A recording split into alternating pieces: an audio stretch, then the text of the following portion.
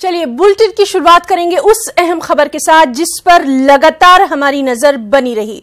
जी हां, मुल्क में अब जात-पात की सियासत की आग दरसगाहों तक पहुंच गई है। दिल्ली के एमसीडी स्कूलों में प्राइमरी स्कूल में मुस्लिम और हिंदू तलबा का अलहदा सेक्शन बनाने का मामला सामने आया। खास रिपोर्ट।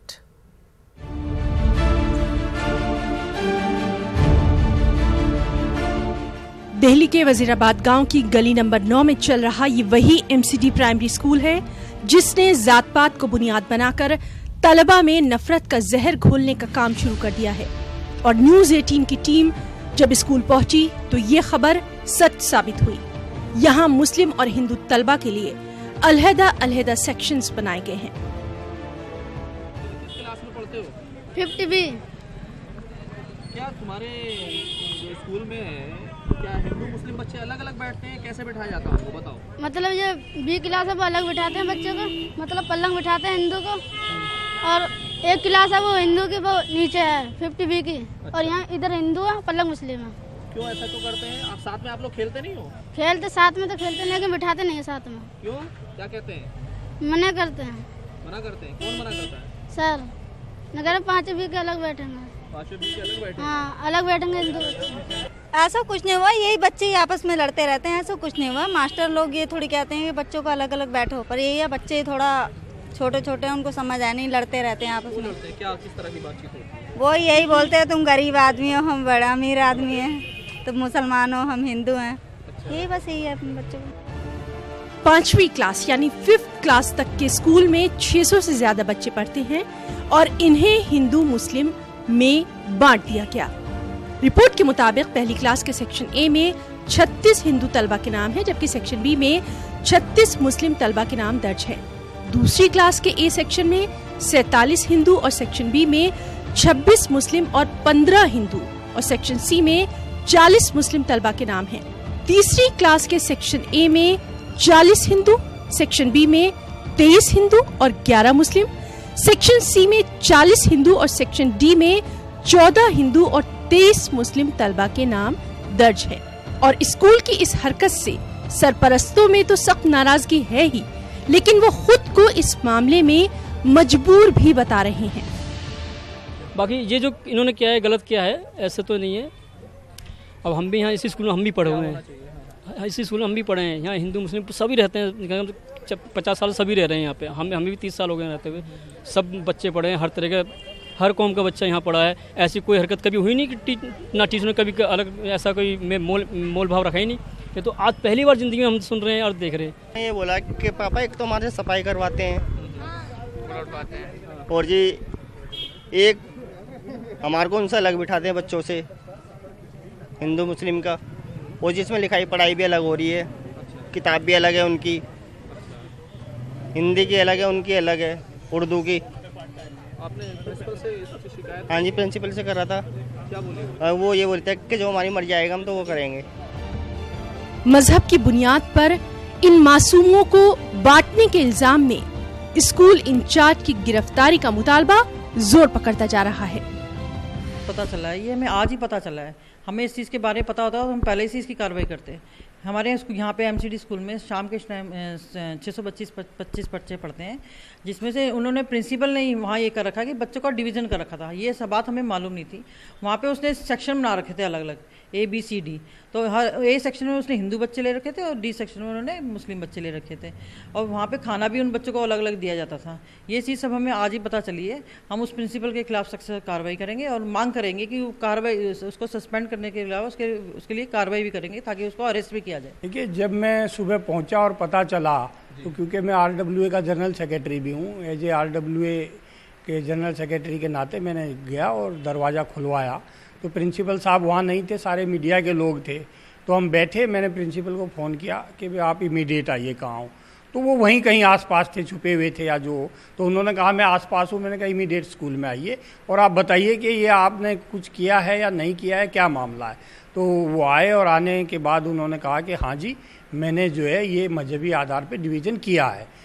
तो पूछा गया कि क्यों किया है, कह रहे जी ये मेरी अपनी सोच है और मेरी ये सोच है कि इससे बेहतर स्कूल बनेगा। मैंने कहा ये मजहबी आधार पे बच्चों को बांटने से यदि बेहतर स्कूल होता तो फिर तो सभी जगह डिवीज़न हो जाता। ये देश सबका है, हिंदू मुसलमान का, और बच्चों को मजहबी आधार पर बांटने का आप नींव में ही गलत जो है पत्थर डालोगे तो आगे जाके इसका क्या असर होगा। तो उन्होंने कहा कि नहीं जी, हमें जो है पता है कि स्कूल कैसे चलाना है। कहा जाता है किसी भी मुल्क को आगे ले जाने की असल बुनियाद मोहब्बत होती है।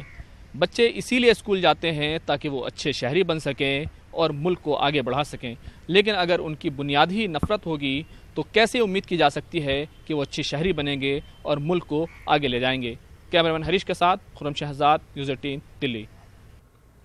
यूपी हुकूमत की जानिब से 4000 उर्दू टीचरों की तकर्री मनसूख किए जाने के फैसले को अब इलाहाबाद हाई कोर्ट में चैलेंज किया जाएगा। मौल्लिम उर्दू एसोसिएशन ने योगी हुकूमत के नोटिफिकेशन के खिलाफ हाई कोर्ट जाने का ऐलान कर दिया है। अब इस मामले में मजीद सुनवाई 24 अक्टूबर को होनी है। मौल्लिम उर्दू एसोसिएशन का कहना है कि उर्दू टीचर्स अपना मुकदमा हाई कोर्ट से जीत गए थे, लेकिन योगी हुकूमत ने हाई कोर्ट के फैसले को कालादुम करने के लिए नोटिफिकेशन का सहारा लिया।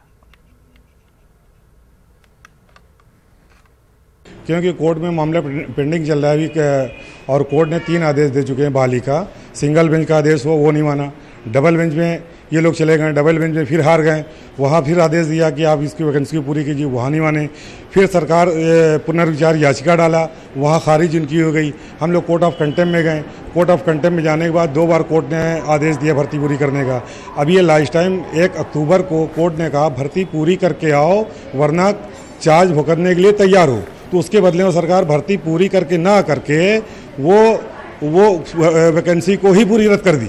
तो इस पस मंज़र में उन्होंने सोचा कि कहीं अदालत से इनको रिलीफ ना मिल जाए और हमें मजबूरन इनको रखना पड़े, तो इन्होंने अपना एक तरह से डिक्टेटरशिप ही कहे कि इन्होंने एक तरफा अपना फैसला सुना दिया कि ये भर्तियां रद्द की जाती हैं। चूँकि उर्दू के टीचर्स ऑलरेडी काफ़ी हैं तो अब मज़ीद ज़रूरत नहीं है, जबकि ये सरासर गलत है। और इंशाल्लाह फिर उर्दू वालों के हक़ में अदालत में ही कुछ हमें रिलीफ मिलने की उम्मीद है। हुकूमत से तो बिल्कुल ऐसी कोई।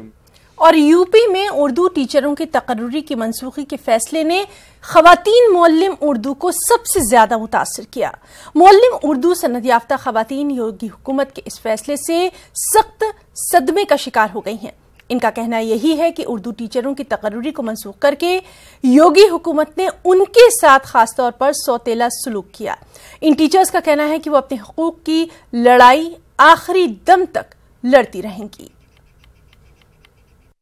बहुत ज़्यादा ही असर पड़ेगा क्योंकि सब लोग उम्मीद लगाए बैठे हुए थे कि हम लोगों के अब अच्छे दिन आने वाले हैं। गवर्नमेंट ने जो बोला था कि अच्छे दिन आने वाले हैं, यही अच्छे दिन आए हैं मुसलमानों के लिए, स्पेशली मुसलमानों को कहेंगे 4000 उर्दू वैकेंसियों के लिए तो बहुत ही अच्छे दिन आए हुए हैं। ये तो सामने आ गया। तो हम इसके आगे हम तो अपनी लड़ाई पूरी करेंगे, हम अपना हक लेकर रहेंगे, क्योंकि इन्होंने हम लोग को 18 महीने से समझिए कि इतना परेशान किया है, जहनी परेशान किया है, पैसे से परेशान किया। हम बेरोज़गार कैसे कैसे करके वकीलों की फ़ीस भरते हैं।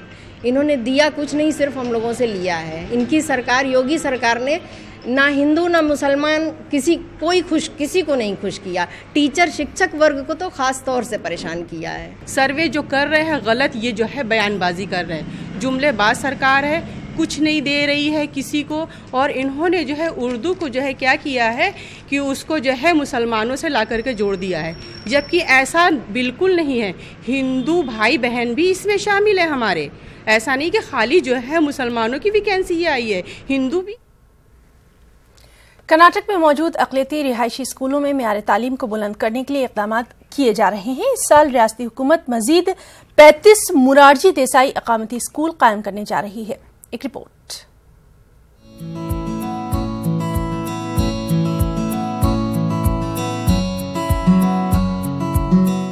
बेंगलुरु से 70 किलोमीटर की दूरी पर वाक़े अक़लियती मोरारजी देसाई रिहायशी स्कूल गरीब तलबा के लिए उम्मीद की किरण बनकर उभरा है। स्कूल में तमाम तर सहूलियात के साथ 300 तलबा को मुफ्त तालीम दी जा रही है। अक़लियती महकमे के डायरेक्टर अकरम पाशा ने कर्नाटक भर में मौजूद मोरारजी देसाई स्कूलों की कारकर्दगी और सहूलियात से मीडिया के वफ्द को वाकिफ करवाया। इसी तरह हमने ज़्यादा से ज़्यादा स्कूल्स इस साल भी बजट में डिक्लेयर किया है। 35 रेजिडेंशियल स्कूल हमने ओपन करने जा रहे हैं। इस रेजिडेंशियल स्कूल में तकरीबन ऑल ओवर कर्नाटका 30,000 बच्चे पढ़ रहे हैं, इसका फ़ायदा भी उठा रहे हैं। सो मैं पेरेंट्स से अपील करता हूं, जब भी हम रेजिडेंशियल स्कूल ओपन कर रहे हैं, यहाँ पे 6 स्टैंडर्ड के लिए हमने ये एडमिशन ओपन रखा है, जब भी चाहे आ सकते हैं। सो ईयर बिगिनिंग में हमने इसका नोटिफिकेशन भी उर्दू पेपर और दूसरे मीडिया में हम पब्लिश करेंगे। चिक बल्लभपुर जिले के कायवारा में वाक़े इस स्कूल में इल्म रियाजी के असातिज़ा के लिए 4 रोज़ा वर्कशॉप मुनक्किद किया गया। तमाम 130 स्कूलों के मैथमेटिक्स टीचर इस वर्कशॉप में तरबियत हासिल कर रहे हैं। अकरम पाशा ने कहा कि अक़लियती मोरारजी देसाई स्कूलों में मियारी तालीम को फरोग देने के लिए हुकूमत हर मुमकिन कोशिश कर रही है। 50 स्कूलों में 26 स्कूल्स में 100% है, रिमेनिंग 24 में 2% कम है, इसीलिए वो 2% को हम मेकअप करना चाहते हैं। नॉट ओनली दैट, 100% मकसद नहीं है, बच्चों में डिस्टिंक्शन आना चाहिए, जैसा कि फर्स्ट क्लास से ज़्यादा मार्क्स लेना चाहिए। This is a competitive world. बच्चे 24 घंटे हमारे पास रहते हैं, उनको हम जैसा भी इस्तेमाल कर सकते हैं। सो यहाँ पे अभी हमें रिसोर्स पर्सन्स है, एक्सपर्ट्स हैं ऑल ओवर कर्नाटका, जैसा कि याकूब इज़ मंगलूर से is well known for mathematics, उनको भी बुला रहे हैं। हमारे BO साहब भी खुद मैथमेटिक्स के एक्सपर्ट हैं। इसी तरह एक्सपर्ट्स को बुला के उनको easy techniques, teaching and learning method और पासिंग पैकेज जो मेथडोलॉजी जो रहता है उसको इम्प्रूव कर रहे हैं।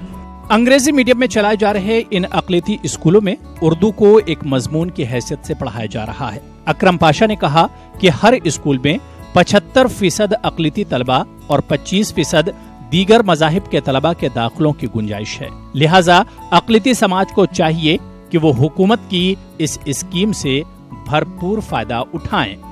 न्यूज़ 18 उर्दू के लिए बेंगलुरु से रऊफ अहमद हल्लूरू की रिपोर्ट। तेलंगाना से खबर है, जहां बीजेपी ने असेंबली इंतखाबात के लिए जोर शोर से तशहीरी मुहिम का आज से आगाज कर दिया। करीमनगर में आज बीजेपी सदर अमित शाह ने एक बड़ी अवामी रैली से खिताब किया और अपने खिताब में शाह ने वज़ीर आला KCR पर जमकर तनकीद की। उन्होंने तेलंगाना में मुस्लिम रिजर्वेशन की तजवीज़ की सख्त अल्फाज में मजम्मत की। इसके अलावा बीजेपी सदर ने दरअंदाजों को भी मुल्क की तरक्की में रुकावट करार दिया। घुसपैठिए रहने चाहिए।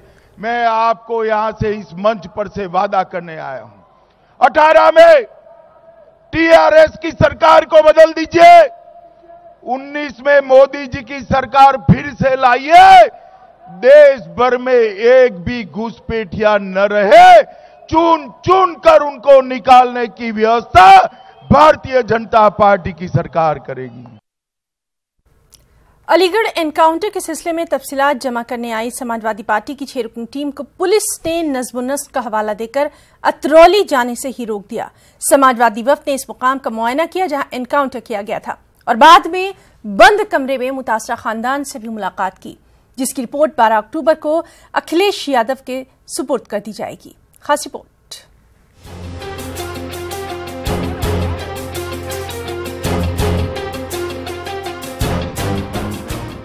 अलीगढ़ इनकाउंटर से मुताल्लिक मालूमात जुटाने समाजवादी पार्टी का दौरा काफी ड्रामाई रहा। समाजवादी वफ्द की मुखालिफत का हिंदू तंजीमों ने पहले ही ऐलान कर दिया था, जिसके चलते पुलिस ने अपनी निगरानी में वफ्द को जाए वाक़या का दौरा कराया।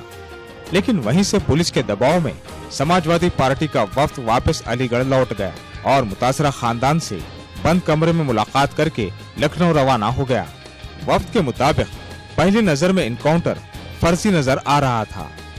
मैं सिर्फ ये कह सकता हूँ कि ये जो परिवार से मिलने के बाद और लोगों से बात करने के बाद हुआ, तो निश्चित तौर पर ये फर्जी एनकाउंटर किया गया। देखिए, हमारा एजेंडा था परिवार के सदस्यों से मिलना। ये हमने सुबह भी स्पष्ट किया था आपको। हम परिवार के सदस्यों से मिले हैं, अकेले में मिले हैं, बिना भय के वातावरण में मिले हैं, किसी अधिकारी के सामने नहीं मिले। देखिए, उन परिवार के सदस्यों का कहना है कि ये फर्जी मुठभेड़ है।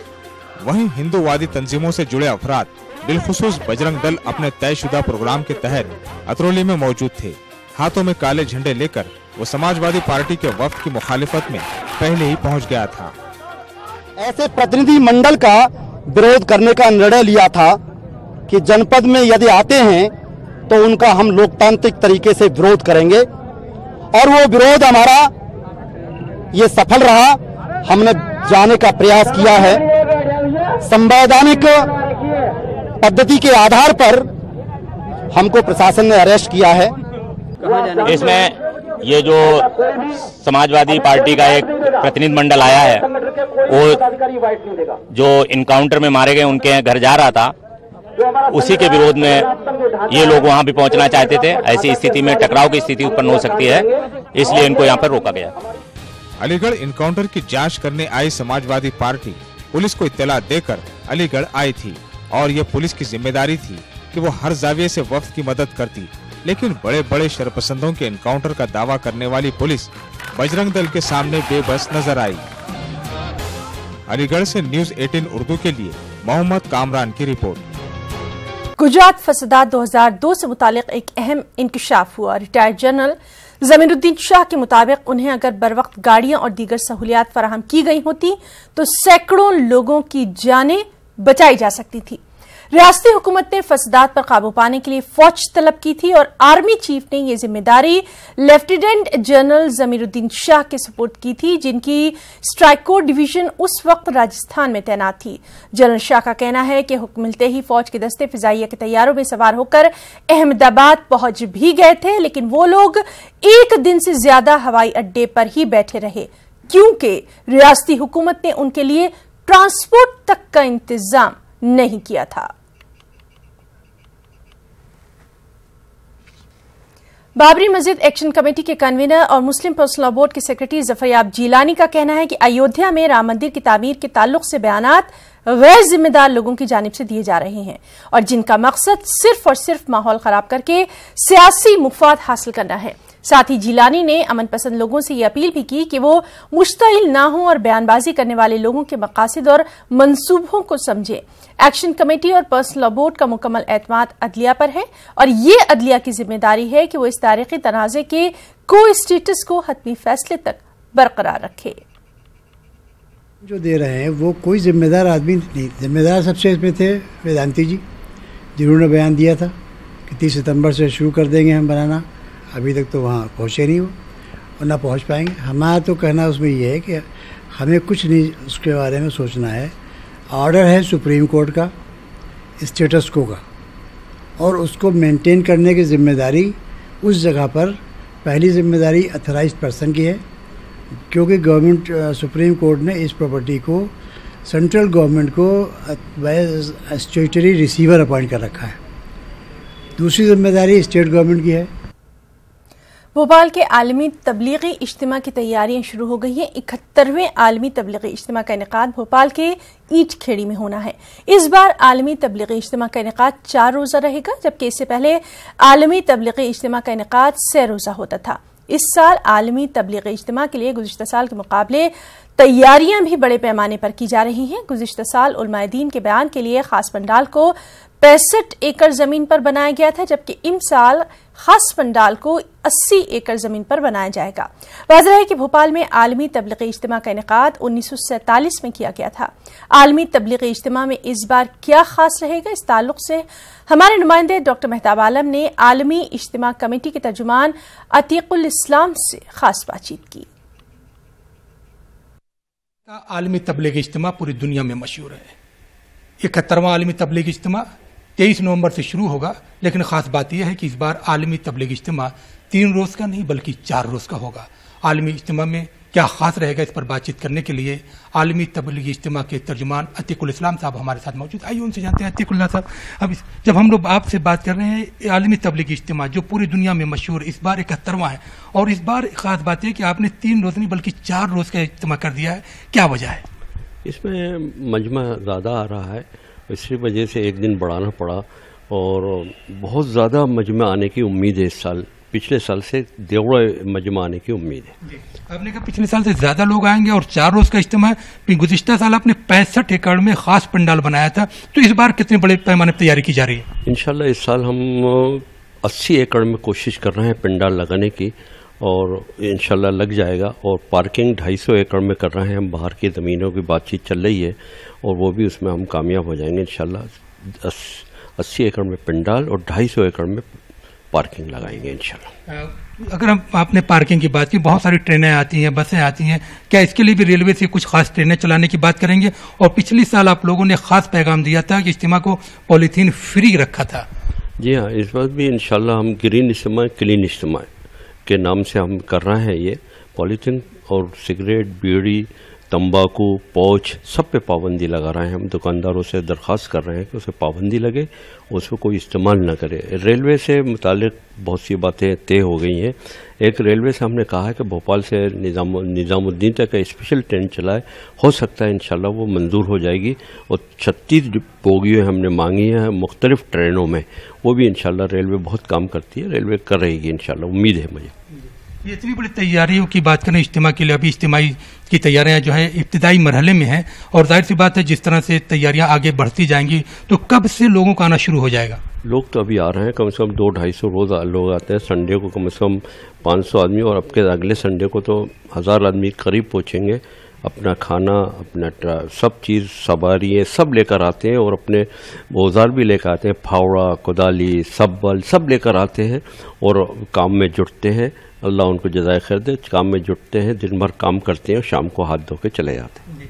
हम देखते हैं कि इस बार का आलमी तबलीग इज्तिमा जो 4 रोज़ का होगा उसकी तैयारियां शुरू हो गई हैं। और ख़ास बात यह कि आलमी तबलीग इज्तिमा की इस 4 रोज़ा प्रोग्राम की बात करें तो जो दर्स कुरान से शुरू होता है और पूरी दुनिया को इस्लाम की तालीमात से जोड़ने और पूरी दुनिया में अमन कायम करने के मकसद से इस प्रोग्राम का इनेकाद किया जाता है। कैमरामैन किलान सिंह के साथ मेहताब आलम, न्यूज़ 18 भोपाल। रियासत महाराष्ट्र में वक्फ की इमलाक को गैरकानूनी तौर पर लीज पर देने का मामला सामने आया है। इस जुर्म में शरीक महाराष्ट्र वक्फ बोर्ड के 5 अरकान के खिलाफ हुकूमत महाराष्ट्र ने FIR दर्ज करने की तरफ इशारा भी दे दिया है।